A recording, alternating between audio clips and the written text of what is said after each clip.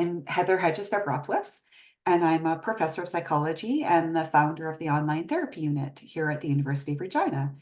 And before I introduce our speaker today, I'd just like to say a few introductory words. So first, I want to acknowledge that I work from the University of Regina, which still looks like this right now, situated on Treaty 4 land and with a presence in Treaty 6. And these are the territories of the Nahiawak, Anishinaabe, Dakota, Lakota, and Nakota, and the homeland of the Métis Nation. And I guess also heading into Thanksgiving, I am just really, truly grateful to be able to live and work on these lands. And while I'm here today, I'd also like to just introduce you, just take this chance to show you some of the people who work in the online therapy unit. So this is our team. It's made up of clinicians, researchers, students. We're also fortunate to collaborate with a group of clinicians who deliver ICBT, but work out of the Saskatchewan Health Authority, and then also to have incredible support on our web platform from the U of R research IT support team. We also have funding from the Government of Saskatchewan, Ministry of Health, which means that all of our services are free. At the online therapy what we do is we specialize in internet-delivered cognitive behavior therapy. And so what that means is that we're trying to take what would normally happen in face-to-face treatment and bring it to you in the form of an online course. We have a number of different courses available. Our flagship course is the well-being course, and it's designed for individuals experiencing symptoms of depression or anxiety. And as you'll learn today, it actually is really helpful as well for people who are experiencing loneliness and social isolation. So in addition to that course, we have the chronic health conditions course, an alcohol change course, a sleep course, and then most recently, we offered a well-being course for new and expecting parents. We also provide some single lesson courses for people who don't want to do an 8-week course. And so we have a mental health tune-up and also a course that's really designed to help you learn strategies to support loved ones with mental health conditions. And the way things work, I actually have a QR code there. We just invite people to visit our website. Once they get there, they can read about the different courses that we offer, decide what's of interest to them. You complete an online application, which gives us some information to help us decide if it's a good service. We follow that up with a telephone interview. And there, if it turned out like this didn't seem to be like a great fit for you, then we would try and help you find some alternative services. Assuming it is, you just get a username and password and you log on and work on the online lessons over 8 weeks. And as you do that, you have access to registered, trained clinicians who provide support through secure messages and phone calls. And then something that's unique about our service is that we do give outcome measures as clients go through the program and at the end. And the outcome measures really help us see how you're doing and helps the clinician sort of tailor your treatment. And then also at the end, give us some feedback on how we're doing, which means that we're also constantly trying to improve and update our services. For the brief course, it's much simpler. You do an online application. You then get a username and password. You work on the brief lesson, and you then get automated messages to sort of encourage you to apply that lesson content over the next 4 weeks. And then again, we do outcome measures because we're always trying to figure out how to do things better. This is just an overview of the well-being course. And so with the well-being course, although it's 8 weeks, there's actually just 5 core lessons. The first is an introductory lesson. The second really helps people think about what they're thinking about and identify if there's sort of any opportunities for changing your mindset. The third lesson is about managing physical symptoms, especially over-arousal and under-arousal. And then the fourth lesson is all about changing behaviors through this gradual approach. And then finally, it's a wrap-up lesson, which is about long-term goal setting, which we know is super important for long-term mental health. So If you're interested in our services or know somebody who would, you wouldn't be alone. We've worked with lots of clients over time. So it works out to about 1,400 clients a year. And we think there's lots of things that are wonderful about this, but first and foremost, it's a free service. It is based on evidence. We have registered, highly skilled clinicians who work with clients. No referral is needed. It's very convenient, private and confidential. And then again, because we're always doing research, we know through the research that these courses really do make a difference. And I just wanted to put up one quote, just that really I think captures, what we hear from clients as they end. So this client said, "This course has exceeded my expectations. The fact that people have access to a well thought out and prepared course for free is amazing." See, people appreciate that it's free. "I have learned so much valuable information. It's truly been a catalyst for me finding light at the end of a dark past year where I did not feel myself." And I think that's really important, that idea of a catalyst, because it really is about sort of being a first step in care. But mental health is this sort of long-term strategy. So it's giving you these strategies to keep going. So this course has made me feel like myself again, someone who loves to laugh, enjoys helping others, and spending quality time with my people.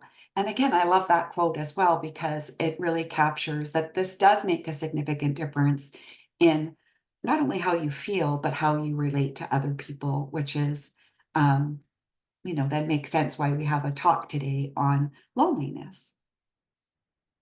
If you're interested in learning more about us, you can visit our website. You can reach out if you want any promotional materials.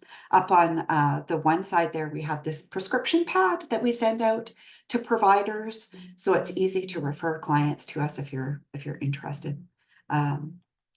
Yeah, so now for the main event. So pleased to welcome you here for World Mental Health Day, and especially grateful to have our speaker all the way from Sweden. So World Mental Health Day is really an opportunity for people around the world to come together to raise awareness about mental health, to challenge stigma, and to show our commitment to supporting each other's mental health. And it's a reminder that mental health is essential to overall health. It touches all of us.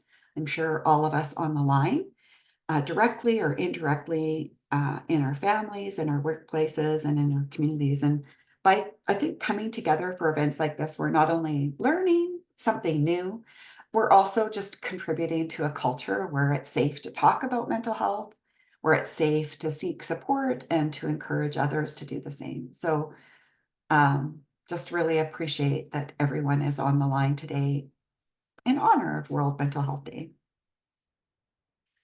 So now I'm pleased to introduce you to Dr. Anton Kahl. He's a clinical psychologist and researcher at Linköping University in Sweden.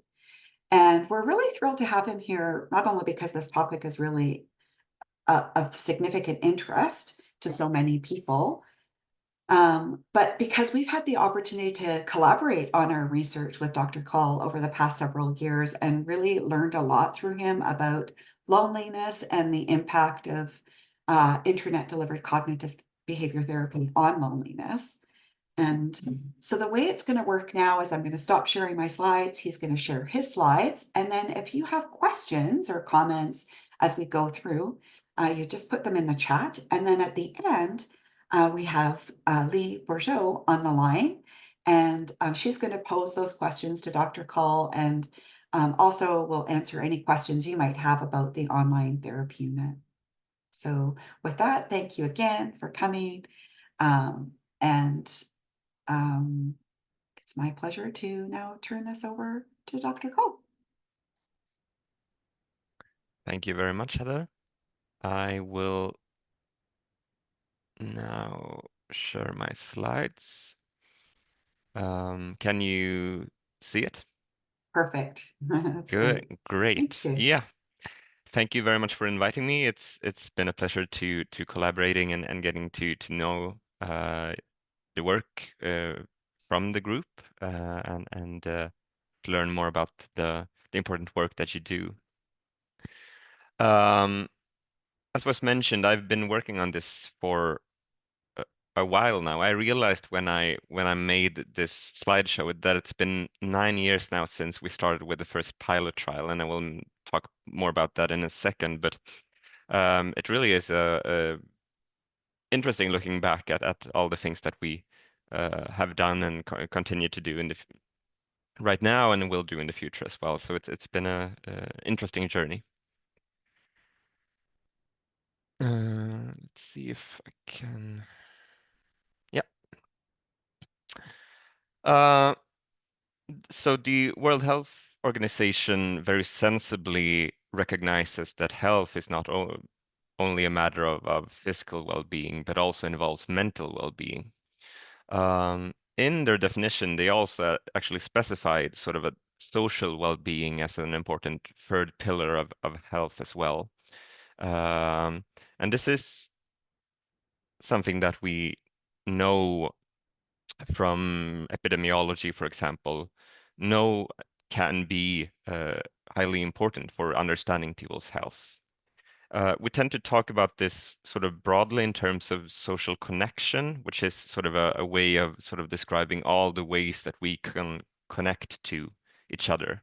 And this may be in terms of structural relationships, which are sort of the objective ways that we can understand people's connection to each other. For example, whether people are married, how many people that live in a household, sort of the objective facts that we can recognize.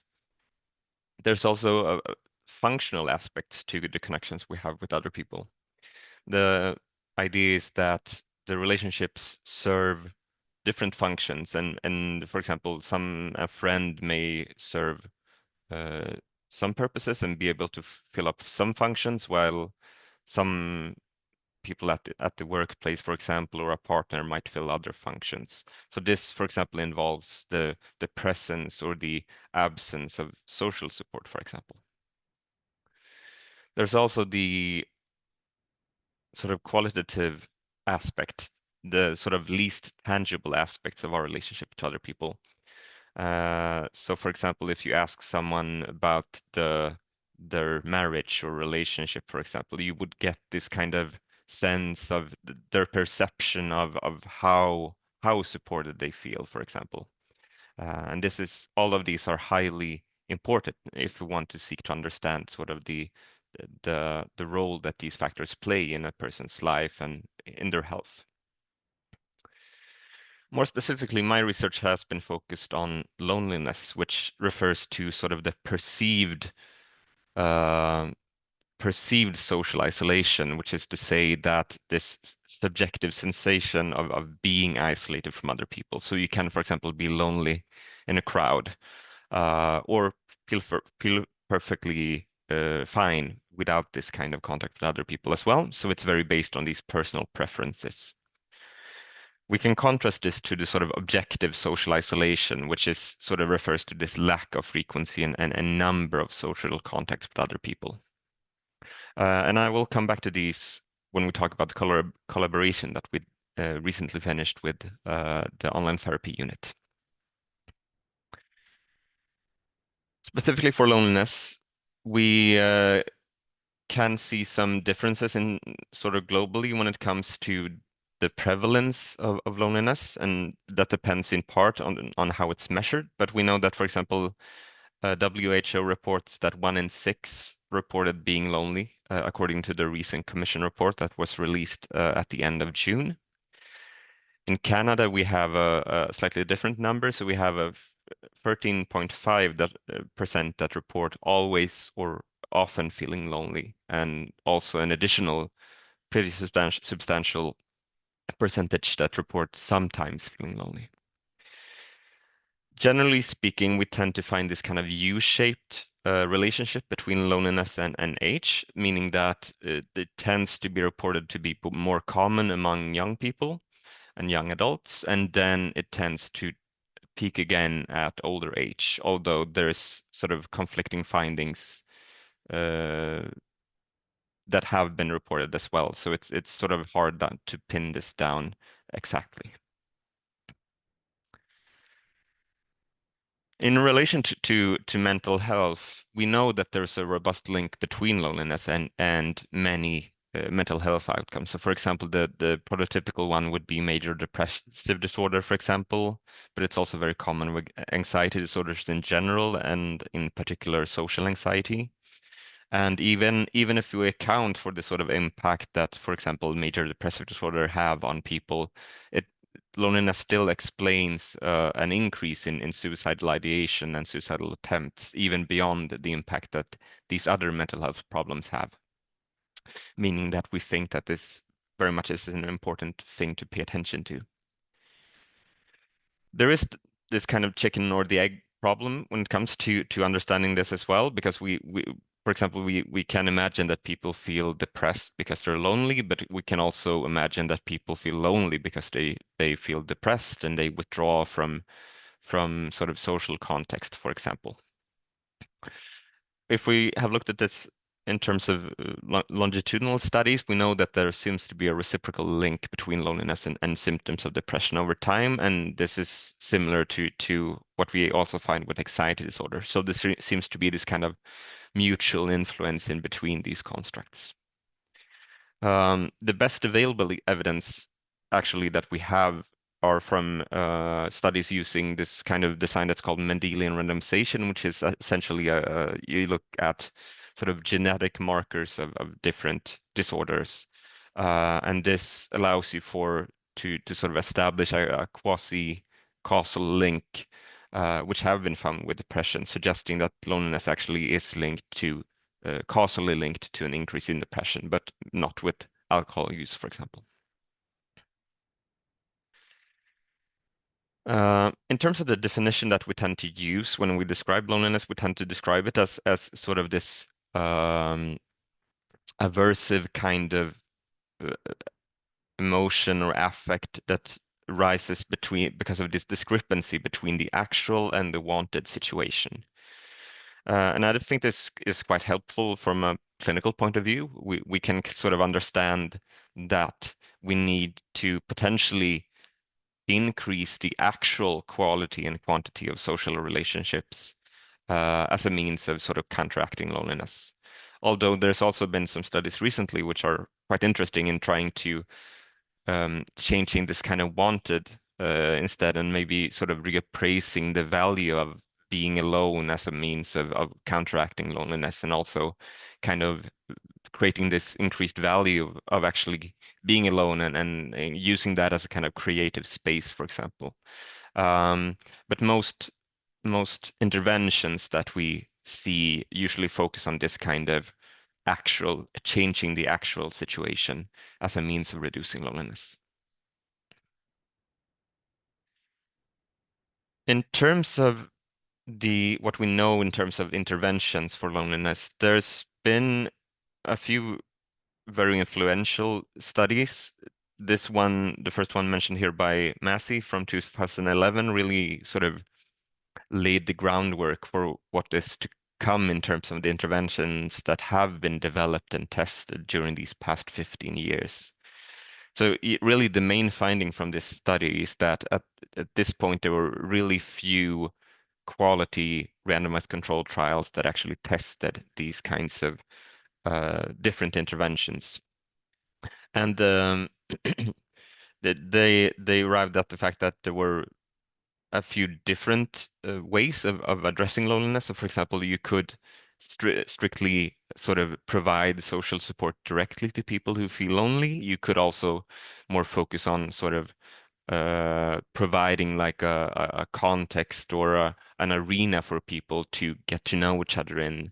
Or you can focus on, which turned out to be the sort of the best performing kind of intervention, addressing maladaptive social cognitions.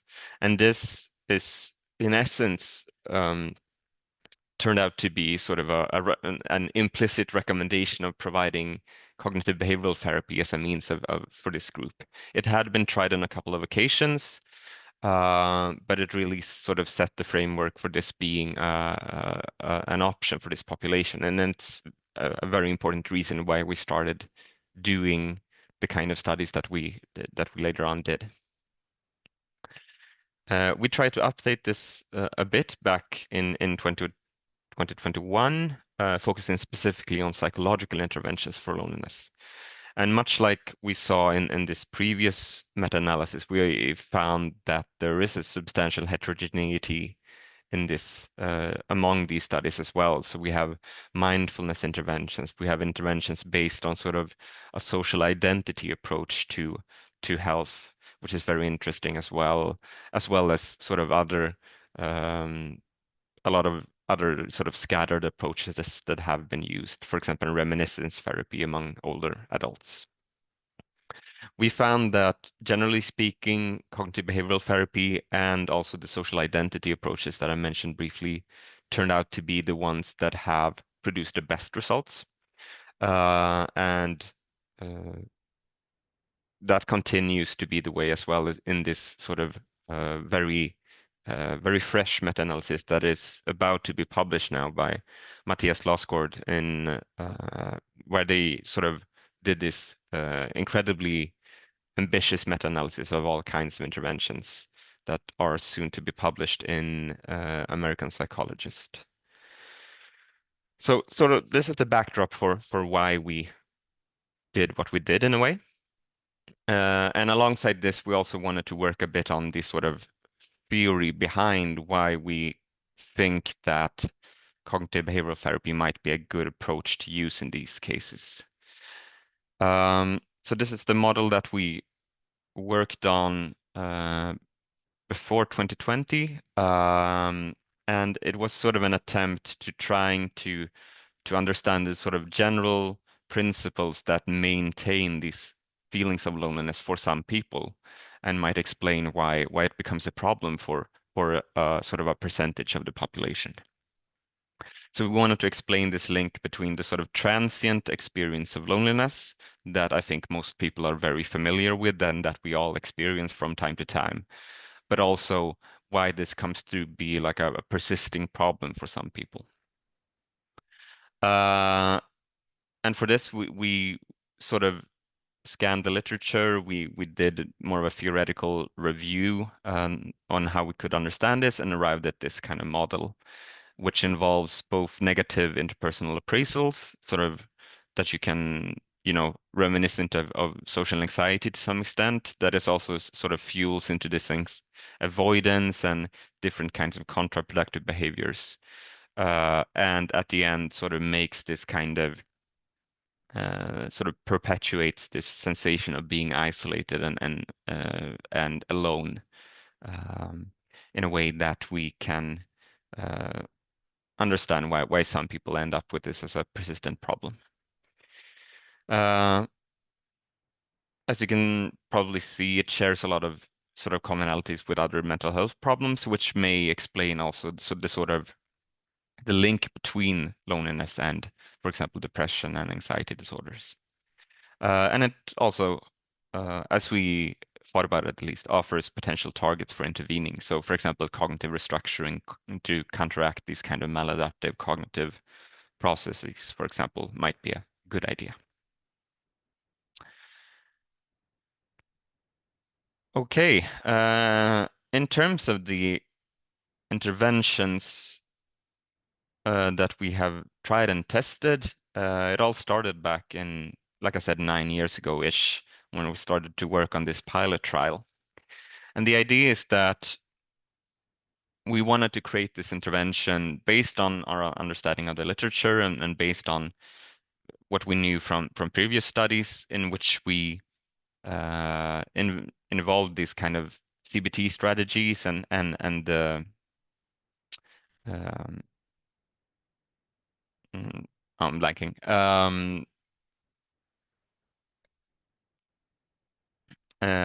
This kind of ICBT way of delivering this kind of treatment, this mode of administering CBT. Did this using my PhD supervisor to be Gerald Andersson's platform and his expertise on delivering internet-based interventions. And we developed this intervention that focuses on generally what we choose to call valued social contact, which refers to this kind of individualized way of understanding what kind of social connections that matter to people. And we wanted to understand both in terms of primarily in quality, but this also might necessitate increasing the quantity of relationships for people. And by increasing this, what we refer to as valued social contact, the idea is that this would then mean people to feel more connected to others, and that would reduce feelings of loneliness. In terms of the different components of this, they are quite generic in terms of, I think you recognize most of them. So for example, functional analysis, goal setting, strategies related to behavioral activations, but all of these were sort of tailored and made to fit better with the presentation of what we perceive to be the problem in terms of loneliness. So for example, focusing more on social activities and also dealing with psychological obstacles that might interfere with this realization of valued social contact. So we tested this in the pilot trial. We recruited 73 participants and randomized them to an 8-week ICBT program or a waitlist. And then we had this kind of regular therapist support as tends to be the case, where participants would receive feedback and were contacted by a therapist every week. And the results were quite encouraging, as we found. We see at post here, we see a substantial, significant difference between the treatment group in blue and the control group in red, with a moderate to large effect size between the groups. We also saw that after 2 years, when the control group had also received the intervention, so they had also received their version of the treatment at this point, we can see that the results are declining a bit still, and actually improving a bit even after 2 years, suggesting that this is sort of an intervention that at least it doesn't go back to the sort of pre-treatment values as part of this. So this was very positive, and something that we wanted to build upon. And we did that in a follow-up study. Even though sort of cognitive behavioral therapy has been sort of described as being the sort of primary option, there's also other psychotherapy, like psychotherapeutic interventions that could conceivably be very effective in this context. And we were quite intrigued by interpersonal psychotherapy as an option as well for this population, as well as also testing sort of the specificity of our ICBT intervention and the effects of that. We worked with Beck, who's an amazing clinician involved in IPT here in Sweden, and we, together with some students, we developed this really, in my opinion, like well written and well um, uh, really good treatment option that we could sort of compare against our ICBT program to see. We used a free arm trial for this, so we used the ICBT from the previous trial. We also included an additional module on social skills in this that we didn't include in the first iteration. We used this brand new internet-based IPT program as well as a waitlist, and we randomized the people on a 2-to-1 ratio, so we had more people in the treatment groups. In total, we had 170 participants, and as it turns out, which is quite rare actually, the fact that ICBT actually outperformed another credible active intervention. So we see that the red group here has substantially lower means than IPT and the waitlist. IPT in of itself did not significantly outperform the waitlist, which was a bit maybe a bit of a disappointment, but at least we saw some sort of conclusive results in terms of what that suggests that ICBT would be the best sort of option for this group. Okay, we've also done at this point quite a lot of collaborations with other groups around the world, and this is the next one is one of them that we developed at the start of the 20s now. We were in contact with Tobias Krieger and Noemi Sever and Andrei Skoko about this kind of collaboration on our program. They wanted to translate it into German and then test. In addition to adding some things to the program, they wanted to test this hypothesis that therapist support might be an important, especially important component in this kind of treatment. So for their study, they had 3 arms as well. They had this kind of automated therapist support, which is essentially uh, no therapist support, but they did receive some automatic reminders. They had this kind of standard once a week therapist support and ability to contact a therapist in between the sessions as well as a wait list. And in addition to sort of the program that we developed and that they translated, they also wanted to add some components that they perceived to be important for this kind of problem, namely a module based on, for example, self-compassion and more of a mindfulness kind of approach to it, as well as social convoy theory, which is specifically sort of a way of describing people's relationship and the impact that they have on one's life. This was a larger trial as well, so they recruited 250 participants. And here as well, we did actually see a between condition uh, difference in terms of the effectiveness of the intervention, namely that the guided intervention actually outperformed the one with automated messages, which in turn was slightly better than the waitlist control group.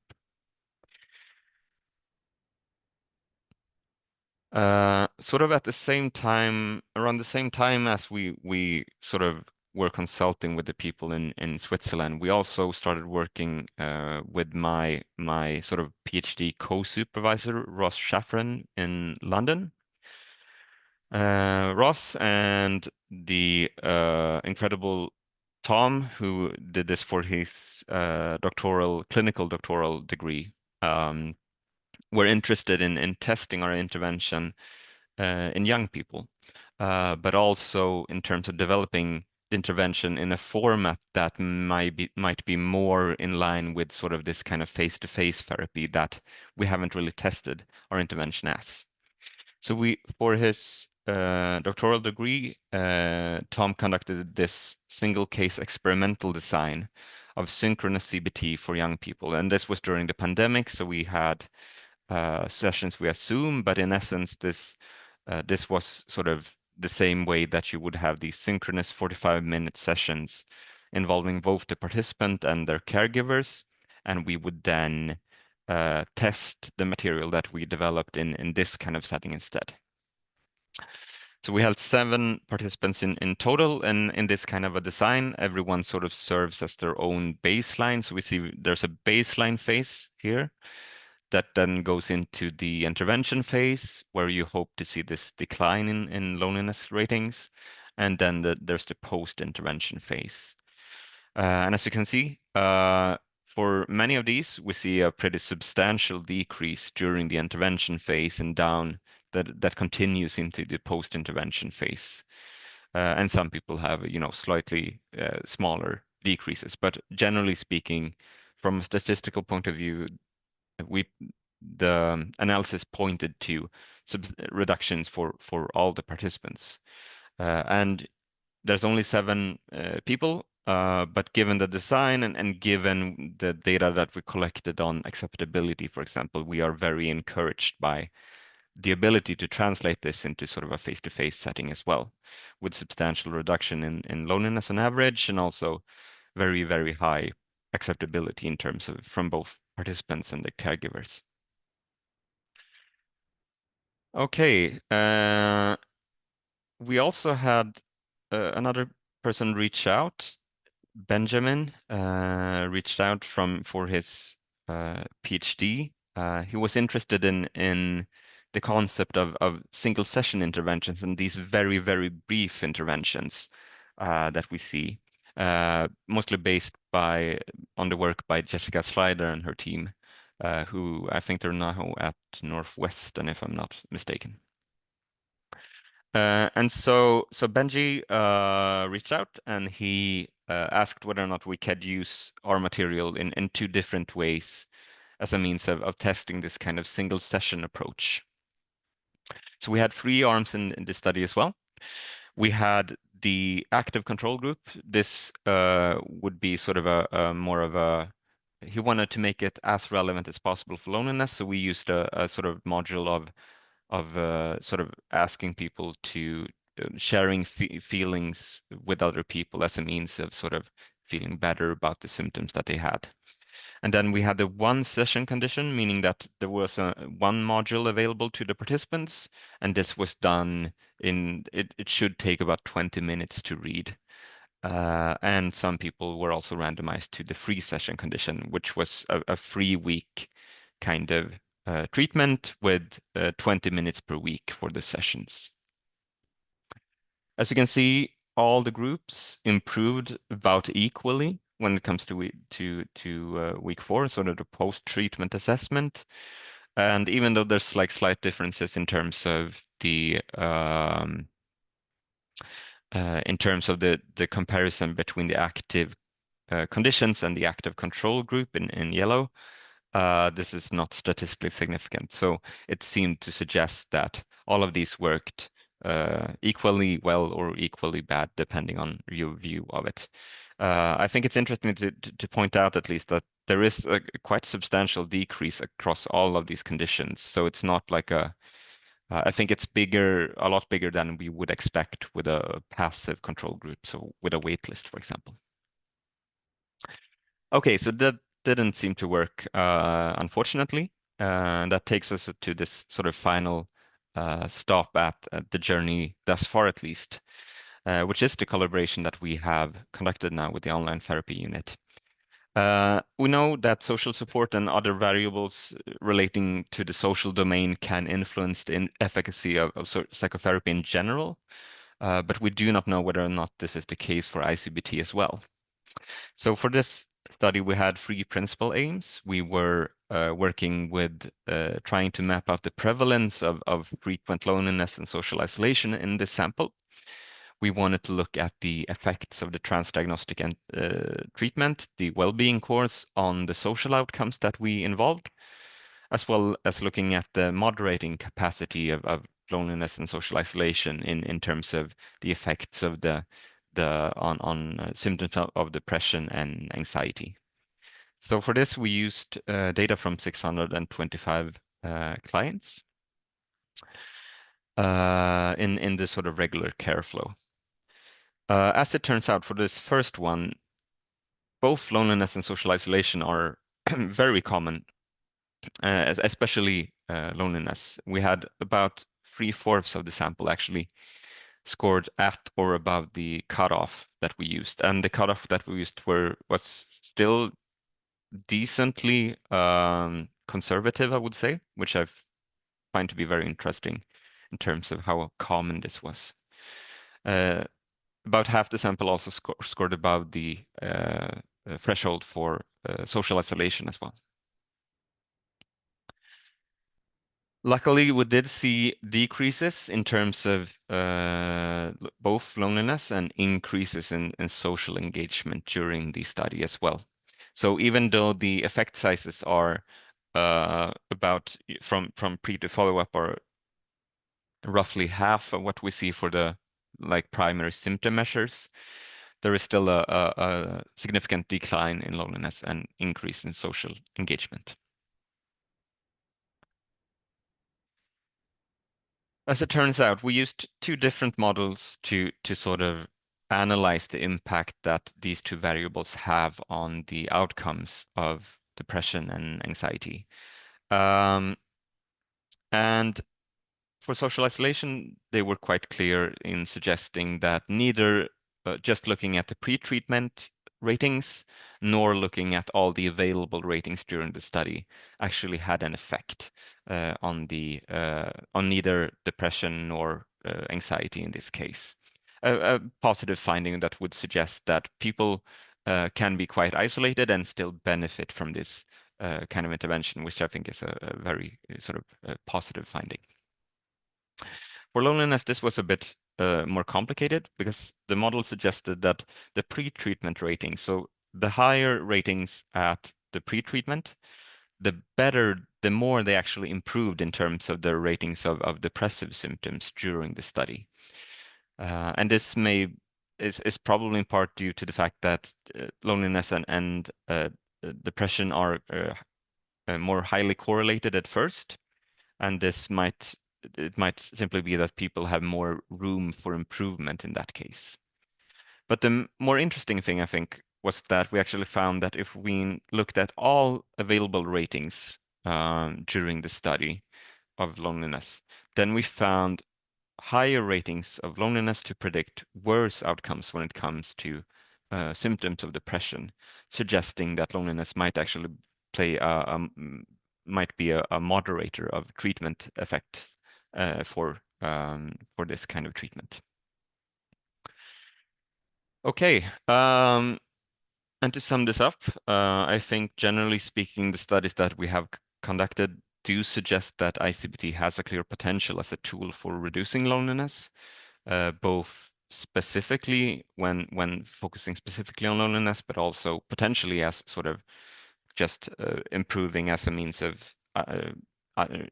means of other transdiagnostic treatments. We do tend to see better outcomes for ICBT specifically than other kinds of psychological treatments that we have tried, and we also know that therapist guidance seems to matter.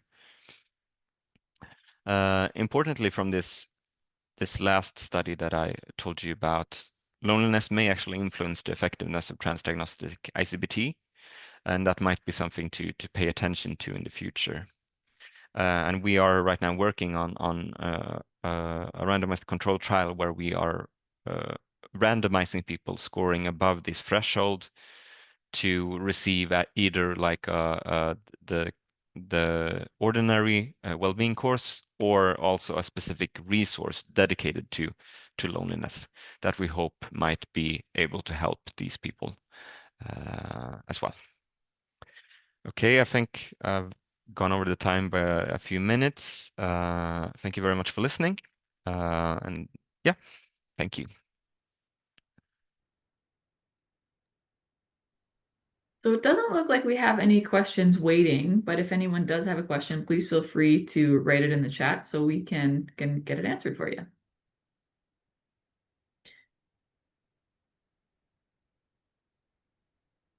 Oh, you're on mute, Heather. Weird. Now on my end, it shows that I'm on mute now. Anyways, I'll just jump on and say thank you so much, Anton. Thank you. Really appreciated your presentation and just so impressed, by this whole program of research.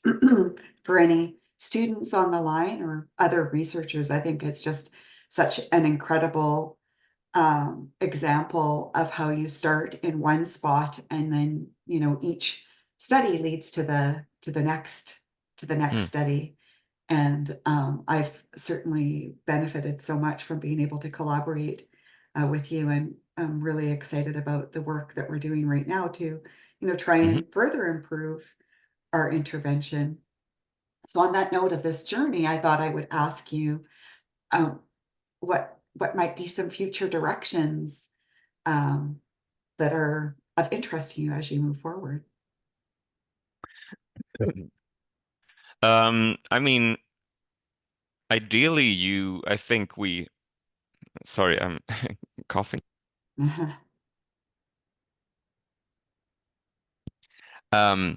Ideally, I think we have sort of set a direction in a sense. I think we would love to work more on testing this in a sort of face-to-face setting as well.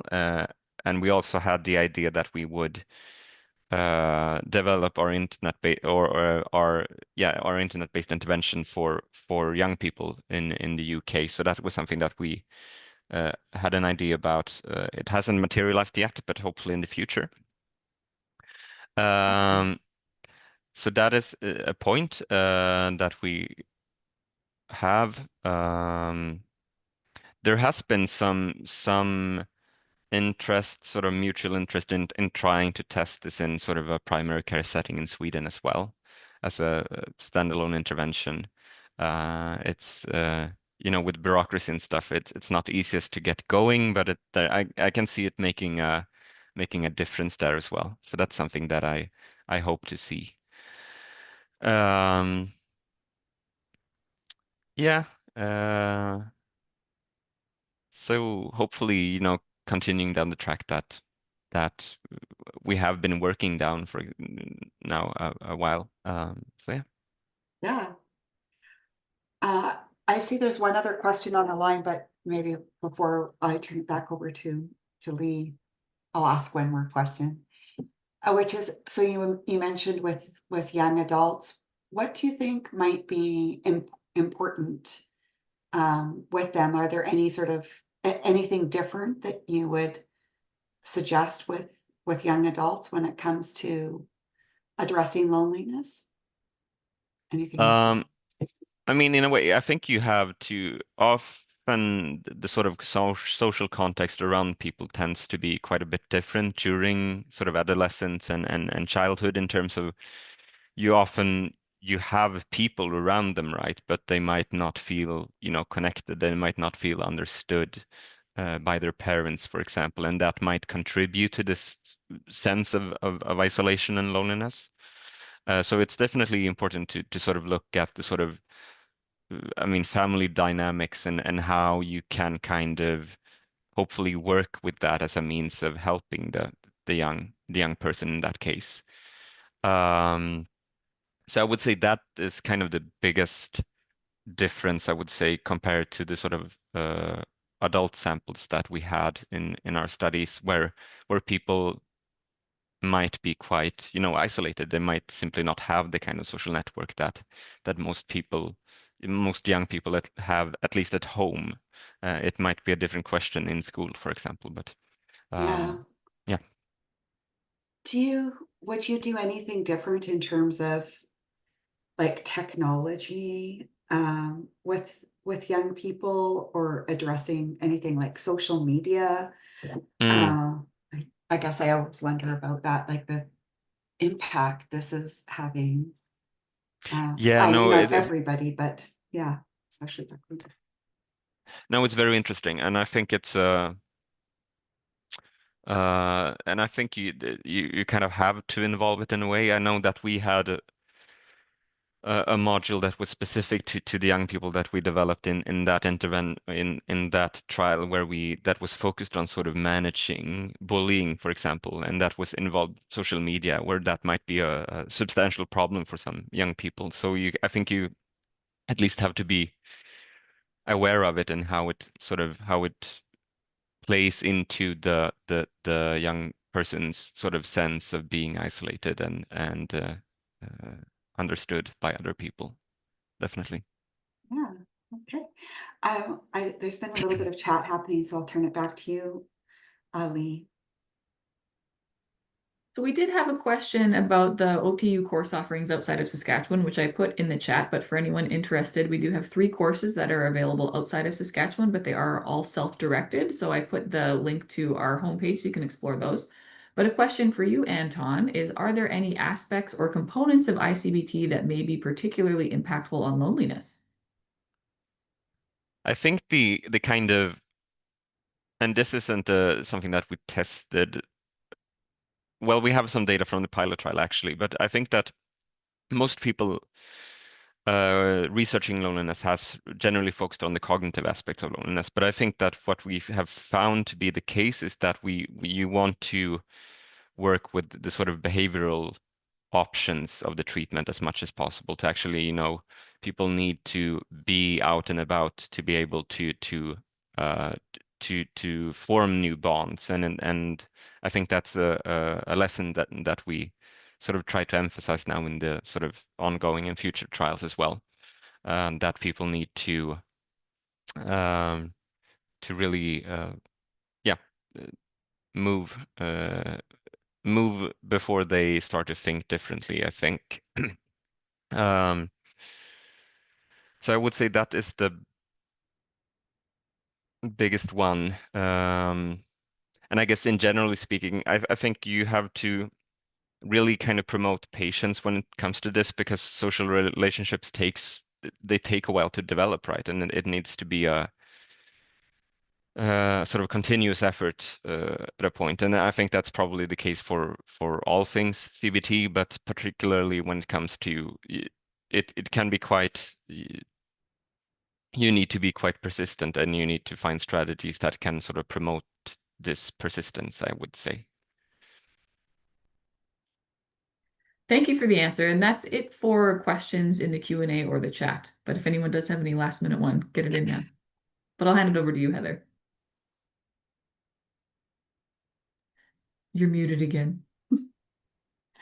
Good wrap up for today, but just really appreciate you joining us. Anton, I know it's late in the day for you, and just really, again, have enjoyed the opportunity to collaborate with you, and look forward to, following this program of research, and, where it goes next, and specifically the implications that it has for us. So yeah, thank you so much. And thank you to everybody who has joined in today. I actually saw we had somebody today from Argentina. Like, that was awesome. Oh, that's cool. So yeah.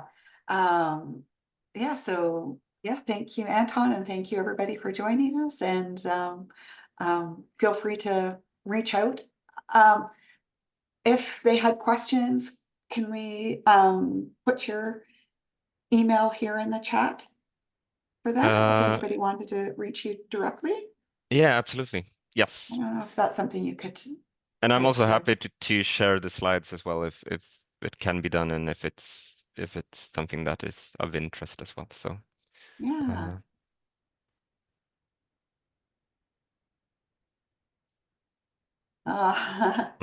That's great. Thank you, Florencia. Great to connect.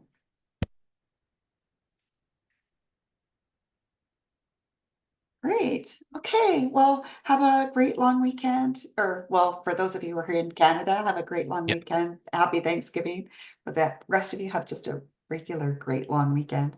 And I guess get out there and connect. Yes. Yeah. Thank you very much for Okay. listening. Thank you. Thank you.